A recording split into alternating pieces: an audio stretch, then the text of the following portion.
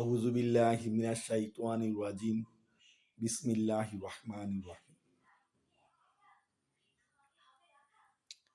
বাংলাদেশ মুক্ত গণতন্ত্র দলের পক্ষ থেকে আমি বাংলাদেশ মুক্ত গণতন্ত্র দলের চেয়ারম্যান। আমি আমার রাজনৈতিক প্রেক্ষাপট ও রাজনৈতিক সমাজ ও সময়কে লক্ষ্য করেই আজকে আমার এই রাজনৈতিক বিশ্লেষণমূলক বিবৃতি। আমি নিজেকে একজন রাজনৈতিক বিশ্লেষক হিসাবে দাবি করি, একজন আইনজীবী দাবি করি। আমার পেশাগতভাবে আমি আইনি পেশার সাথে জড়িত। দীর্ঘদিন যাবৎ আমি আইন পেশায় করিতেছি। আইন পেশায় আমি পরিলক্ষিত হচ্ছি যে আমাদের বাংলাদেশের যে আইন ব্যবস্থা সেটা সত্যি ভালো। অনেক সময় ভালো হয়ে যায়, অনেক সময় মন্দ হয়ে যায়। ভালো কি জন্য হয়? ভালো যখন প্রসিকিউটর, জাজমেন্ট তারা সকলেই নিজ এখতিয়ারে অঙ্গীকারবদ্ধ হয়ে কাজকর্ম আদায় করেন, তখন আইন তার সচল গতিতেই চলমান থাকে এবং সুষ্ঠু বিচার বিবেচনাই হয়। এই যাবৎকাল আমি কখনোই দেখিনি একজন জজ তার নিজ এখতিয়ারে একটি আইনের ধারা ও নীতিকে লঙ্ঘন করেছে, অথচ ব্যাপকভাবে আইনের লঙ্ঘন হচ্ছে। আমার এই যুক্তি এখানে দুর্বল হয়ে পরাজিত হবে, কারণ বিভিন্নভাবে আইনকে ব্যবহার করছে। এর কারণ কি? এর কারণ আমি খুঁজে পেয়েছি একমাত্র রাজনৈতিক কারণ। রাজনৈতিক ব্যক্তিরা তারা জনবলে শক্তিশালী, তারা উগ্রবাদে শক্তিশালী, বল প্রয়োগে শক্তিশালী। একজন জাজমেন্ট সে একজন সাধারণ ঘরে পরিবারের সন্তান হতে পারে, একটি উচ্চ ঘরে পরিবারের সন্তান হতে পারে। যদি উচ্চ ঘরে পরিবারের সন্তান হয় তার জন্য একটি সদয় ব্যবস্থা থাকে, আর যদি সে সাধারণ ঘরের সন্তান হয় তাহলে তাকে তো প্রসিকিউটর, এমনকি মুহুরি তারা সহ একজন বিচারককে হস্তনস্ত করে। তাই বিচারক ভয়ভীতিতেই তার বিচার কার্য সম্পন্ন করে। যাই হোক, এখানে সমাধান হলো একটি বিচার বিভাগ পৃথকীকরণ ব্যবস্থা। আজ পর্যন্ত আমি অনেক প্রসিকিউটরকে জিজ্ঞেস করছি, স্যার বিচার বিভাগ পৃথকীকরণ ব্যবস্থা কি?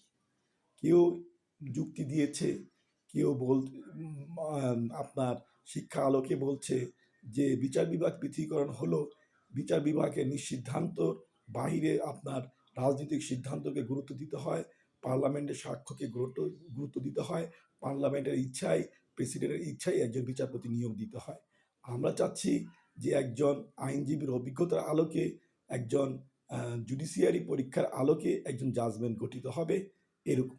তা আমি এখানে বলছিলাম যে স্যার, এখানে আরও অনেক কিছু, অনেক নীতি, অনেক প্রথা এবং অনেক বাস্তবতা যোগ করেই এই বিচার বিভাগ পৃথকীকরণ ব্যবস্থাকে জোরদার করতে পারলে আইন সচ্ছল হয়ে যাবে। এবং বিচার বিভাগ পৃথকীকরণ যে ব্যবস্থা, সেখানে আমি শিক্ষামূলকভাবে গবেষণা করিতেছি কিভাবে এটা বাস্তবায়ন করা যায়। আমি চাই একটি বিচার বিভাগ একটি রাষ্ট্রের সরকার সম অঙ্গ থাকবে। সরকার যেমন তার সার্বিক কল্যাণে সর্বময় ক্ষমতাবান, বিচার বিভাগ তার রাষ্ট্রের সার্বিক কল্যাণে সর্বময় ক্ষমতাবান থাকতে হবে। এইটি একটি পৃথকীকরণ ব্যবস্থার নীতি। এরকম আরও হাজার হাজার শত শত ব্যবস্থার নীতি আমি শিক্ষামূলক গবেষণাভাবে আমি এখানে লিপিবদ্ধ করেছি। এইটা আমি ধীরগতিতে পর্যায়ক্রমে এইটাকে আমি ব্যক্ত করব, পরিবেশ অনুকূল দেখে, সমাজ অনুকূল দেখে, রাষ্ট্র অনুকূল দেখে। আজকের যে রাজনীতি প্রেক্ষাপট, সেই প্রেক্ষাপট চিরস্থায়ী। কারণ একটি নির্বাচিত সরকার 5 বছর মেয়াদের জন্য হয়। 5 বছরে তার চড়াই উতরাই, ভালো মন্দ, আলোচনা সমালোচনা সমন্বয়েই একটি সরকার আসে, একটি সরকার গঠন করে, একটি সরকার বিদায় নেয়। তদ্রূপ এই সরকার বিদায় নেওয়ার সময় একটি ব্যাপক অরাজকতা, সহিংসতা, নৈরাজ্য সৃষ্টি হয়। সরকার আগমনকালেও একটি ব্যাপক অরাজকতা, নৈরাজ্য ও সহিংসতা সৃষ্টি হয়। এবং এই আসা যাওয়ার পালাবদলেই আজকে আমরা বড় হচ্ছি, পালিত হচ্ছি, আর দেখে যাচ্ছি এবং ভোগ করছি। তাই আমরা নাগরিক থেকে সচেতন নাগরিকে পদার্পণ করেছি। জনগণ থেকে জনতায় পরিবর্তন করেছি। তাই আমাদের দায়িত্ব এসেছে এই রাষ্ট্র কল্যাণের দায়িত্ব ভার নেওয়ার, রাজনীতি করার। তাই রাজনীতি সাপেক্ষে আমি বলতে চাই, আজকের বাংলাদেশকে একটি বিবেচনামূলকভাবে পর্যবেক্ষণ করলে দেখা যাবে রাষ্ট্র শুধু একটি ব্যক্তি বঞ্চিত হতে হতে সে সঞ্চিত হচ্ছে। কারণ একজন ব্যক্তি যখন একজন ক্ষমতাবান ব্যক্তি দ্বারা লাঞ্ছিত হচ্ছিল, বঞ্চিত হচ্ছিল, সে যখন কিছু করতে পারছিল না, কেন পারছিল না, সেই যোগ্যতাটাই মানুষ খুঁজতে খুঁজতে এই পর্যন্ত এসেছে। যেমন ধরুন একজন প্রধানমন্ত্রী জননেত্রী শেখ হাসিনা, সে কিভাবে আমাদেরকে শোষণ করত, শাসন করত, আর আমরা মেনে নিতাম। কিন্তু তার কোনো সহায় সম্বল ছিল না। তার সহায় সম্বল ছিল রাষ্ট্র একটি সরল প্রাণ, রাষ্ট্র একটি সরল মূর্তি, রাষ্ট্র একটি সরল অবস্থান। সেখানে যে আসবে তাকে সবাই সরলভাবে মেনে নিবে, আর যত পর্যন্ত সে ওইখান থেকে অপসারণ না হবে তত পর্যন্ত তার ক্ষমতার অপব্যবহার হোক আর ভালো ব্যবহার হোক, সেটা মেনেই নিতে হবে। তাই মানুষ ক্ষমতা লোভী হয়ে গেছে, ক্ষমতাই তার কাঙ্ক্ষিত বিষয়। তাই আজকের দিকে তাকালে দেখা যাচ্ছে যে শেখ হাসিনার পরিবর্তে আজকে কারা, তাদের চরিত্রায়ন কি, শেখ হাসিনার চরিত্রায়ন কি ছিল, শেখ হাসিনার পূর্বের সরকার তার চরিত্রায়ন কি ছিল। কোনোভাবেই অমিল নেই, কোনোভাবেই পার্থক্য নেই, কোনোভাবেই ভিন্ন না, বরং দুর্নীতির বিলাসিতায় কে কার থেকে এগিয়ে যাবে, কে বেশি করবে, সেই প্রতিযোগিতায় মানুষ জয়ী হচ্ছে। এই প্রতিযোগিতাকে পরাস্ত করার জন্য বাংলাদেশের কে এই দায়িত্ব নিবে, কে পারবে এই সংস্কার করার জন্য? একমাত্র আমি মনে করি বাংলাদেশ সামরিক শাসন এর ব্যবস্থা করতে পারে। কারণ সামরিক শাসন হলো জনগণের শাসন, আর দলীয় শাসন হলো দলের জন্য উদার।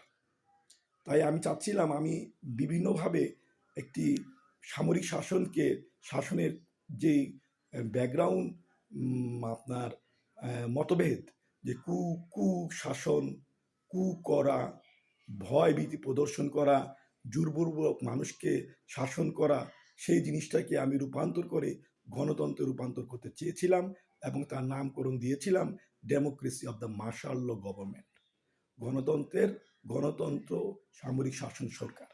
কিন্তু সেটা বাস্তবায়ন হতে হলে তো যারা আজকে ক্ষমতায় অবস্থান, নীতি নির্ধারক আর নীতিপতি, তাদের নীতি ব্যতীত কোনো সিদ্ধান্তই, রাষ্ট্রের সিদ্ধান্ত বাস্তবায়ন ও সফল হয় না।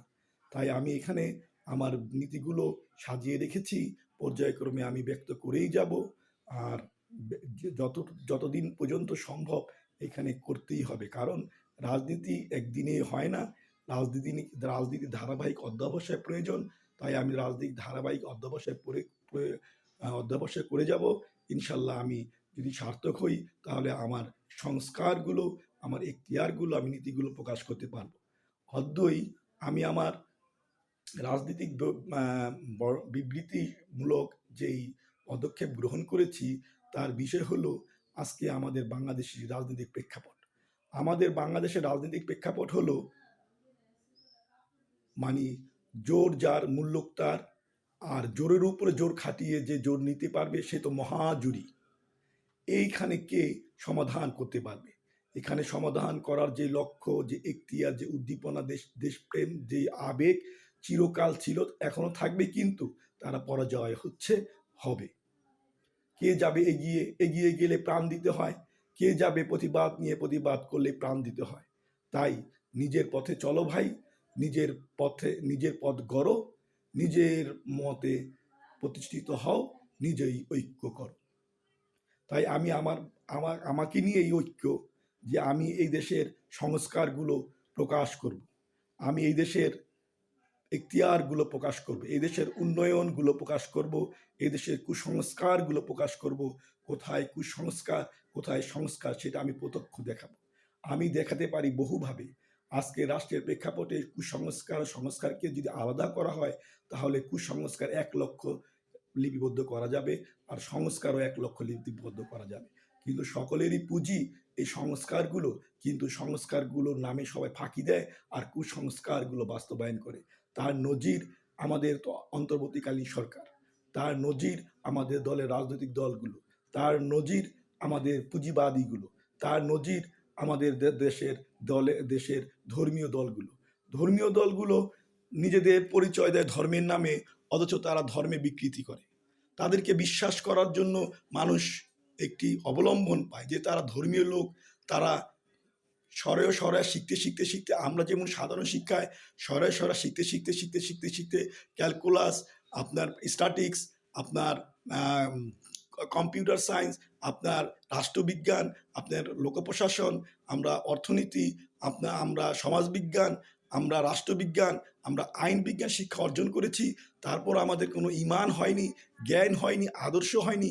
কিন্তু একজন ইসলামী দল আলিফ বা থেকে শুরু করে একটি ইবতিদিয়া পর্যন্ত পাশ করলেই তাদের ভিতরে একটি আদর্শ ঈমান সৃষ্টি হয়ে যায়।